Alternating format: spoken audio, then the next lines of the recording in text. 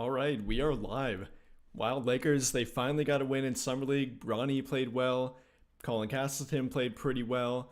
And no Dalton Connect, but they finally pulled out a win. And again, Bronny played really well, and that'll definitely be the storyline from this Lakers Summer League game. And you already know people are going to talk about it after, the talk from Jaylen Brown about is Bronny James a pro? Should he be an NBA player? Bunch of other talk about it around the NBA world, but they finally pulled off a win, and they did it in pretty dramatic fashion too. I'll pull up the stat sheet here for you guys to look at with me. Do we got that pulled up? Hold on here.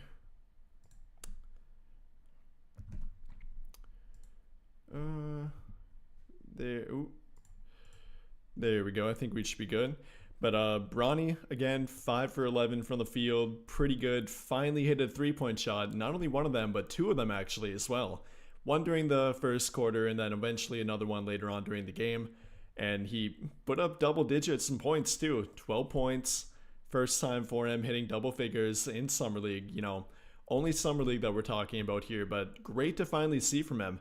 He had been playing pretty good defense up until this point, but the offensive game had not been there for him, and this really was much needed for not only him, I mean especially him, but for the fan base too. And not only the Laker fan base, but kind of the NBA world to kind of quit dogging on him so much and let him be a 19-year-old to find his rhythm. Now the pressure should be off for him. He finally he broke that seal, if you want to say that, and he got out of the slump, found his shooting touch again, and it should be hopefully smooth or a little bit more smooth sailing from here on out. I imagine he'll be a lot more comfortable throughout Summer League and, be able to actually play and find a rhythm from here on out. Apart from him, though, it was not only Bronny in this game. That will be the headline, but it was not only him after all. Colin Castleton played really well. I've been a little bit, I'm not to say worried about him, but he has not quite been playing up to expectations in terms of what I've been looking for from him on defense. He played a little bit better today, still steps slow here and there, but he's been a really good rebounder throughout much of Summer League here, and definitely again tonight, 12 rebounds, had a few key rebounds during the fourth quarter, played pretty committed defense, and then Tommy Kuhse found him on that kind of lob hook alley-oop toward the end. That was a clutch bucket. That was good to see. Maxwell Lewis did not shoot well from the field again, but he really locked in, played good defense during the fourth quarter, although he did get called for a foul, the one they had to give with about a minute and a half left to go. That might even been a minute left to go. And then he nearly fouled again when they didn't have a foul left to give, and that kind of scared me. But he's been pretty committed on defense, trying to find more ways to impact the game apart from offense. But if we're really going to hyperanalyze here, I've been a little bit disappointed with him too about, the first step with him looks great. The shot creation ability looks great, but not being able to absorb contact around the rim. I was hoping he'd finally be able to do that this summer. Last summer, rookie year, I'm not going to put too much on him. Try to find his game, and, the little intricate details will work themselves out, hopefully, but has not been great at absorbing contact around the rim. Kind of relies solely on his athletic ability and length too to try to get around rim protectors, and it's not always working for him.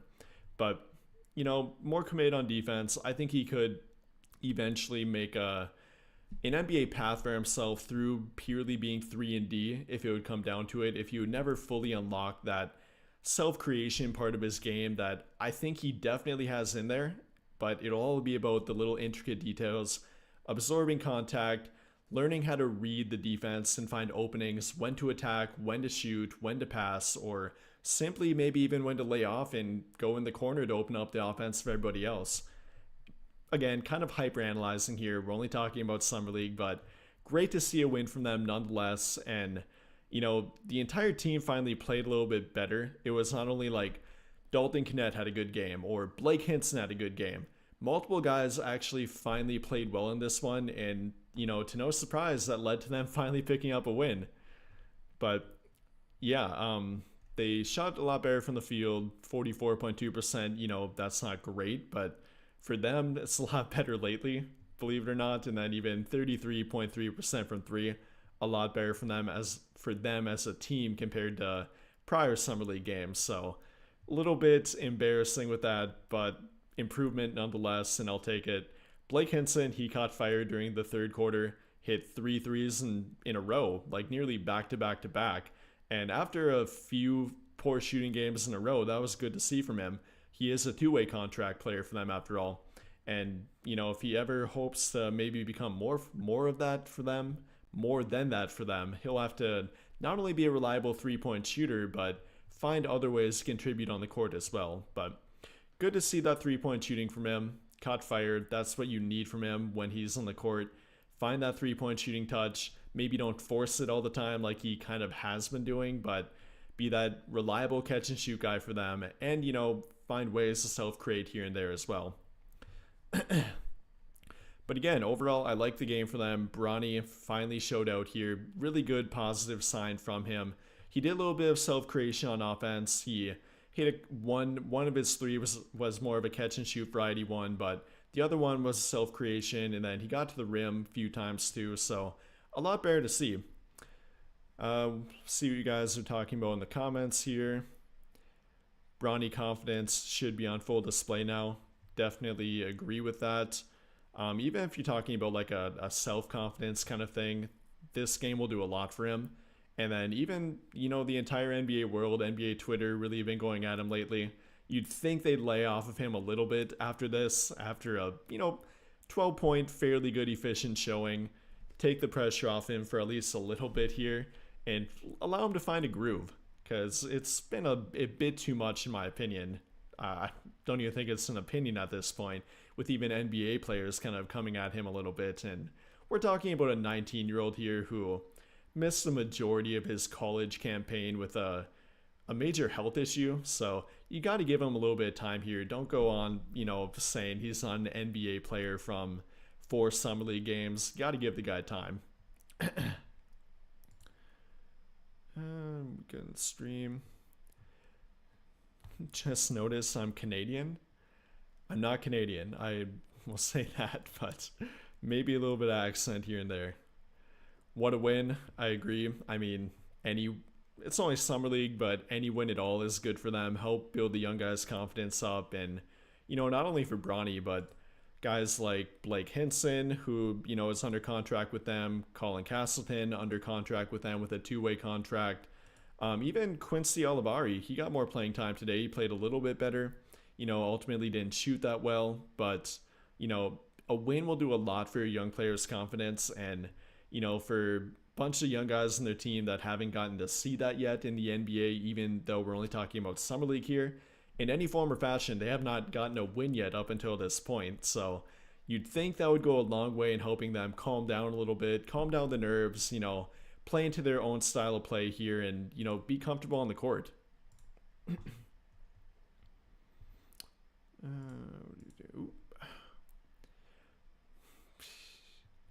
Laker fans on Twitter going after Rob and Jeannie. I mean, that's nothing new. You can expect that for pretty much every day. If no move is happening, you're going to get hate for Rob, Jeannie, the entire Laker team. People want to see a move, whether or not you think they should make one, but that's how it's going to be. But yeah, again, I like the win for them. A lot of, more team chemistry, more cohesion on the court. I think a lot of the guys are finally settling in with, Bronny in particular, that being a main accounting factor for their win. Colin Castleton too, but the entire team finally clicking a little bit, and it's good to see.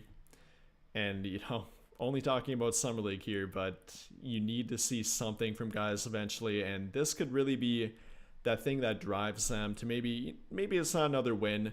I'd like to see another win from them, even though, only Summer League, and they don't really have a chance of making the Summer League playoffs anymore at this point, unfortunately, but getting another win and getting more confidence under their belt, especially for the guys that are actually on the 15-man roster, like Dalton Knecht, Maxwell Lewis, Bronny, and then the 2-way contracts, if you want to count them too. That can do a lot, individually, and then from a team standpoint too.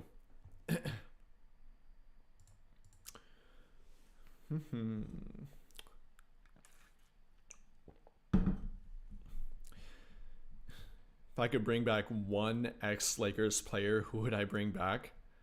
I mean, probably there's a long list for that, but my own personal bias, probably Alex Caruso.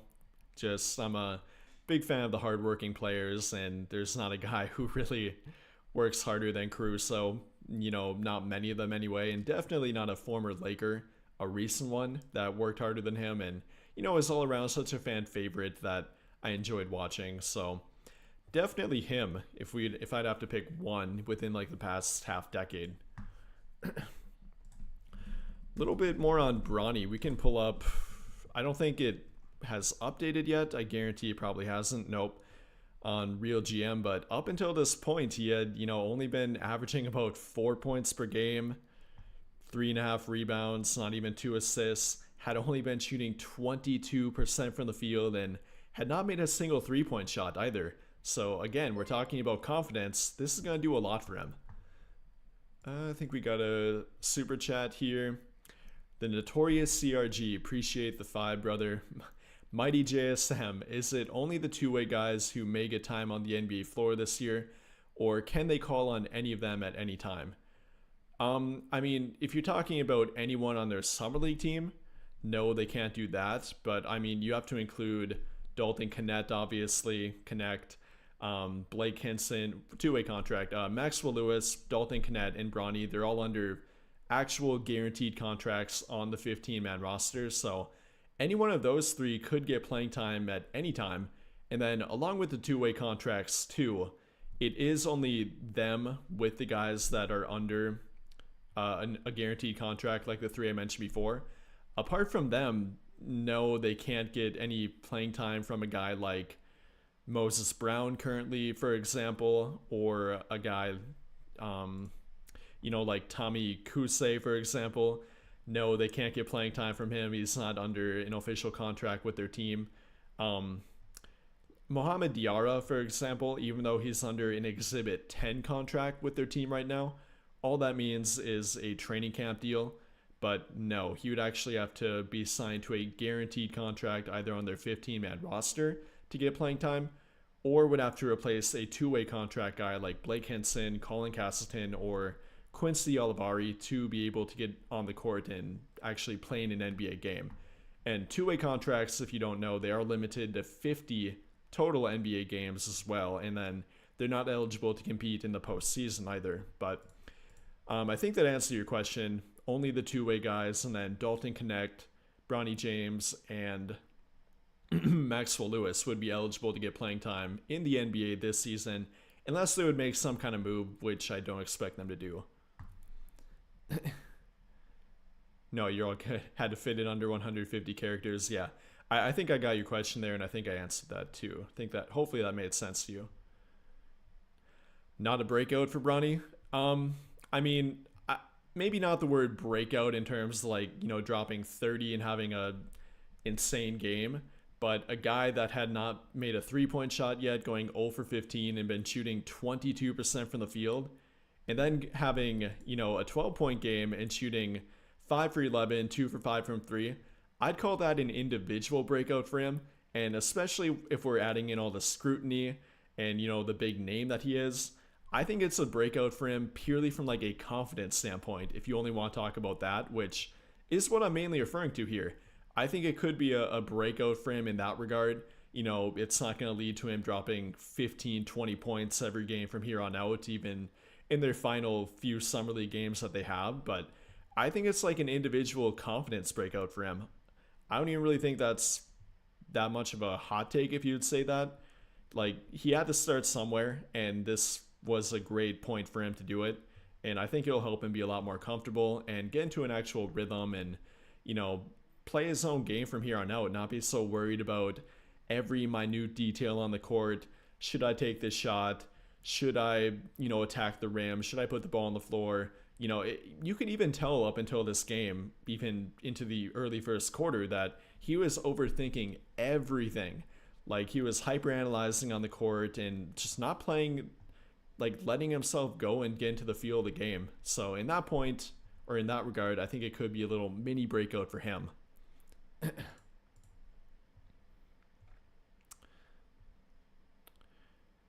Jaylen Brown woke up Bronny. Uh, I'd like to know if Bronny actually read that or not. I wouldn't doubt if a reporter would eventually ask him if they haven't already. I haven't seen anything about that, but you would think that would come back to him. You already know LeBron definitely saw that, but I think the NBA world in general probably. I don't know if I'd say woke up Bronny, but pushed him to the edge to finally just let it loose and whatever happens, happens kind of game. Even though he kind of did that the last game too, it just didn't fall right for him. I think he took 8 3-point shots and went 0 for 8, but he didn't, cave in and do nothing and take the back seat this game.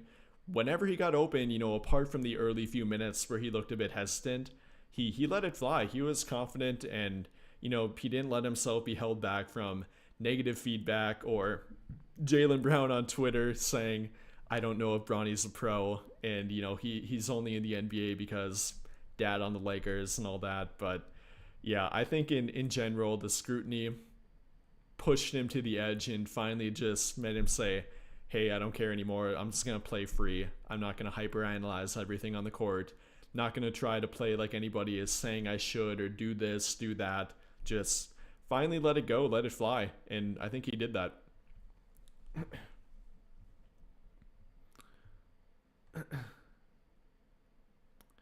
Don't know what you're asking there. Why can't the Lakers sign anybody this year? I mean, they have a completely full 15-man roster right now if you're talking about that, but that's pretty much it. They can sign somebody if they would salary dump a guy off their team, or if you're even talking about a two-way contract, they did make signings that way with Blake Hinson and Quincy Olivari. Another super chat from the notorious CRG again. Appreciate it, my guy. Weird question. Do you think if the Lakers drafted Dominique in 1983 instead of Worthy, would they have been better than they already were? Wow, that would be a throwback question. That's something I've never thought about, but I couldn't even tell you the draft order off the top of my head. That's a little bit before my time, even though very familiar with Laker and NBA history in general, but it all comes down to fit. You would think a player like Dominique Wilkins could definitely fit with Magic Johnson. I would argue nearly any good player in that era, or maybe ever, could fit with Magic Johnson. He's that good at not only playmaking, but including you in the process of an offense. And I think they would make it work. I don't know if they would have been better than they were. I mean, they're already pretty damn good with, winning multiple championships with Magic and Kareem, and then winning another 2 with Worthy there afterwards. And, I don't know. That's tough to say. It would be fun to watch Dominique Wilkins with Magic, whether that be alley-oops or simply Showtime Lakers in the fast break. That would be fun to watch. But I don't know. That's a pretty good what if. What if they would have drafted Dominique? What if they would have drafted, somebody a different year over maybe a Vlade Divac, even though he contributed too. But yeah. A fun question, but I don't have a for sure answer for you, but I would say it would have been fun to watch, definitely. Castleton definitely went out of his way to look for Bronny tonight. Definitely agree. There was a lot of time.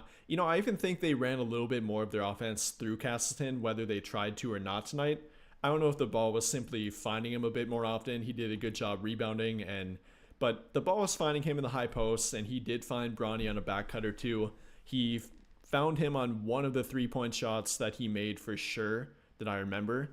But in general, I think Colin Castleton is a good hub for your offense in the middle. He's not really looking for himself all the time. If anything, I wish he would be a little bit more assertive at times. He can kind of tend to pass up a shot. Maybe that's him not feeling fully confident in that mid-range shot or not being a great, self-creator in the post. But, definitely I agree. He looked for Bronny. He, in general, always has his head up looking for the open 3-point shooter when he gets near the rim, or even after a putback, he'll look for open cutters, open 3-point shooters, and really good hub in that way. And when a guy like Bronny can move off the ball, and Bronny's definitely a better off-ball cutter toward the rim compared to kind of moving side to side along the 3-point line to get open. but Castleton can definitely find a guy like that open. I actually wish that Maxwell Lewis would do a little bit more off-ball cutting, kind of like Bronny does already.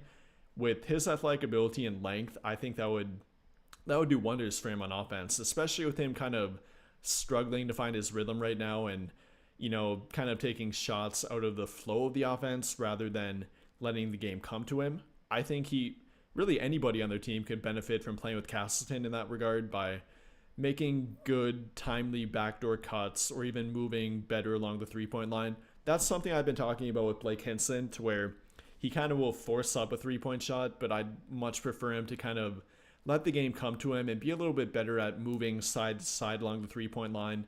He makes incredibly tough shots, but I wish he would kind of be a little bit better at getting himself open rather than trying to shoot over a defender or taking a shot right out of the gate within the flow, not out of the flow of their offense in transition or in the open court. But yeah, kind of a long tangent, but I agree. Castleton is a good hub in the middle, good at finding guys like Bronny cutting backdoor or guys along the three-point line too.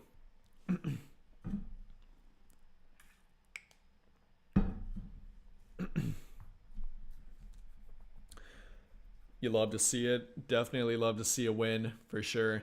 Only Summer League we're talking about here, but any win is good purely from a confidence standpoint alone. Gonna do a lot for the young guys. Definitely Bronny in particular. Worthy number one. Okay, yeah, there you go. That was the order. Forgot about Terry Cummings there. That's right. Interesting.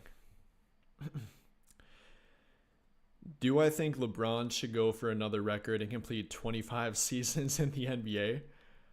I mean, I'll never speak for whether a guy should play another year or take a contract or not. That would be great to see. I mean, if anyone can do it, you'd think the guy that has already played 22 and arguably has basically any drop off in terms of purely numbers anyway from his rookie year or even second year, he definitely could do it.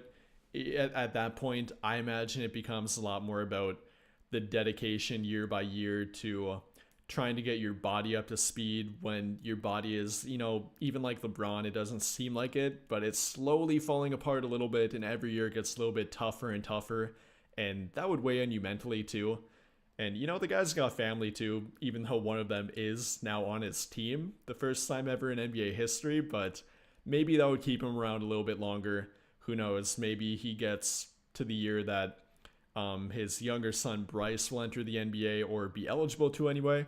And that would give him another motivation to say, hey, maybe I'll play one more year. Maybe I'll play another year after that. And maybe he could hit 25 that way. But yeah, if he feels like he can do it mentally year by year, I think barring a bad injury, knock on wood, I think he'd be able to do it. Kind of surprised that Lewis and Castleton not dominating since they played a whole year together last year in the G League. Yeah, I'm not going to say let down by them not, asserting themselves more, being a little bit more dominant because, Summer League compared to their G League team, they played with the same team for about half a year. Then all of a sudden they go to Summer League and play with rookies who the team wants to base their offense around and not really focusing it entirely on them. And then with other guys that randomly get thrown on the team as well, like Quincy Elivari, Mohamed Diarra, Moses Brown, guys they have never played with before. And in that regard, it can be a little bit of a change for them too. So you can't really blame them for not, just completely staying with what they did in G League and bringing that over to Summer League. It is not even more than a little bit different, the style of play. They're not running set plays really during Summer League. They didn't have time to make them and work them out with the team. It's kind of random ball, isolation ball at times. So I don't like to hyperanalyze them too much purely from that, because you got to remember, it's not only that we're talking about just Summer League here. We're talking about a team that was thrown together. They have minimal plays, if any, at times. So you can't be too critical. I would like to see a guy like Castleton or especially Lewis be simply more efficient on offense given the year under their belt that they did have. But, I'll let them go a little bit. It's a random team thrown together. But I agree. I would like to see them be at least a little bit more efficient.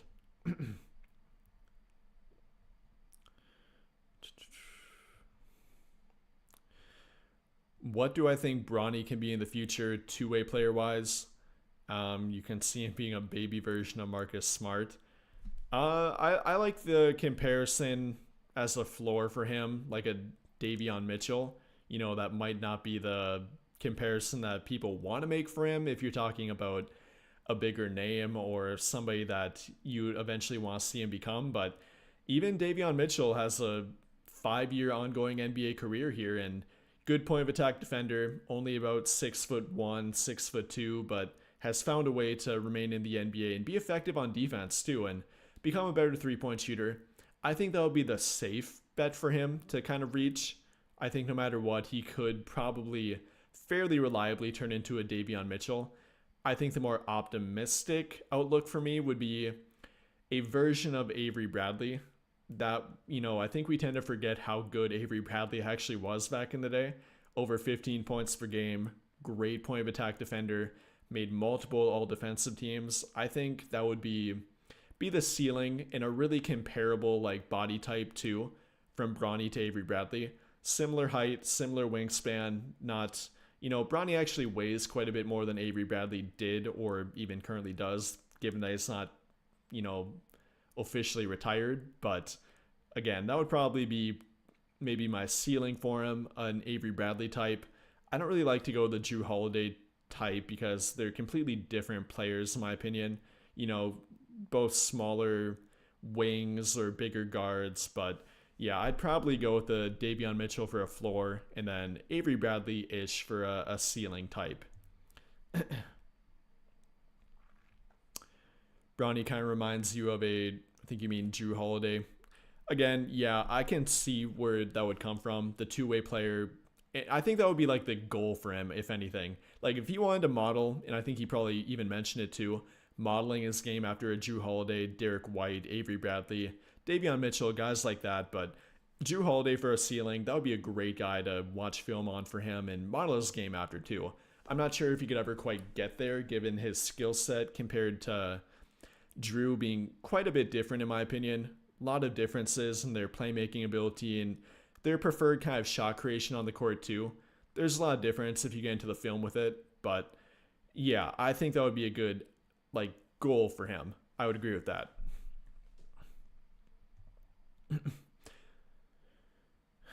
Thoughts on Maxwell? I wouldn't say he looks bad out there. I talked a little bit about this before. Looks, I would say, playing out of the flow of the offense, and it worked for him in game 1, then a little bit I think in game 3 or 4, to where it really depends on their matchup. If they don't have a good on-ball defender for him and he can simply get around them with his lightning quick first step, but actually playing within the flow of the offense and making the timely plays where he actually needs to read the defense, he's not there yet, and I wish he were. But I agree from that standpoint, been a bit underwhelming, and I actually wish he would do a little bit more 3-point shooting. We can even pull up numbers here, what he's currently shooting right now. I think it's probably only around 33% from 3, if not even below. Where are we at for Summer League 2025? Yeah, he's at 30% right now. Actually, that's only at Las Vegas.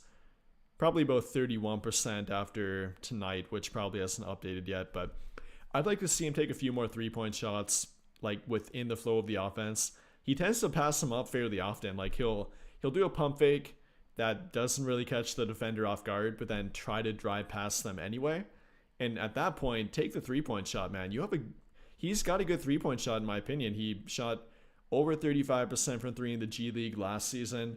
Shot over 35% during his college days too. So why not? You got a pretty good 3-point shot, and the more you take, you got to make a few of them, obviously, but the more you take, and if you make a few of them, combine that with his quick first step, at that point, the defense will more heavily commit to him, and he'll be able to get by his defender and then actually be able to challenge a rim protector one-on-one or even with how quick he is, even beat the rim protector to the rim, given that he might be out of the lane or more committed to a matchup in the dunker's spot or whatever it might be.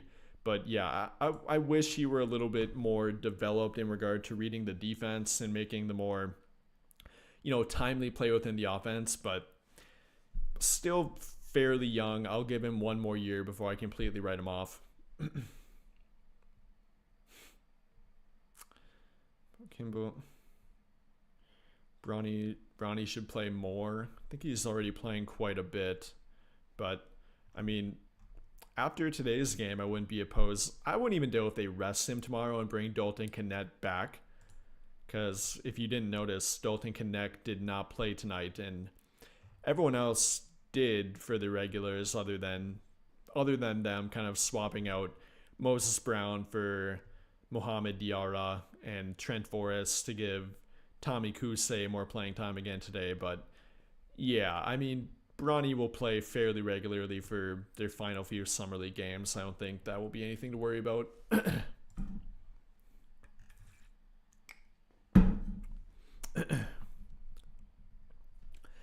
Maxwell needs to show more progress. I agree. I think he showed a pretty decent amount of progress if you kept up with him in the G League last year. It, like I said, just hasn't really translated to their random, unorganized style of basketball that they've been playing in Summer League, because, I mean, if you've been watching them play Summer League, it's not an organized team. Not that really any Summer League team really is that organized, but they've been really random out there, and it's kind of been a free-for-all at times. Isolation, put a shot up, maybe a pick and roll here and there, maybe a pin down to try to get a three-point shooter open, but it's not been like set play after set play, which Maxwell did a lot in the G League last year and got more comfortable to that. And now they're kind of throwing him back into a random style of play, which, again, he's definitely not helped himself with in terms of the randomness, not reading the defense all that well. But yeah, I would agree. I was looking forward to a little bit more development from him, which he looked like he showed in game one, but just has not carried over.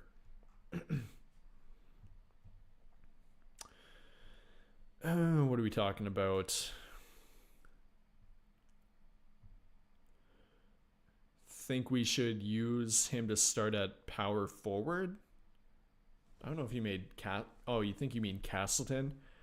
No, definitely not to start. I mean, maybe he could be a viable option for backup 5 minutes if they would salary dump Christian Wood or Hayes, or even if they wanted to get a better look at him one game over a Wood or Hayes. I wouldn't be entirely opposed to that, but no, definitely not starting at this point.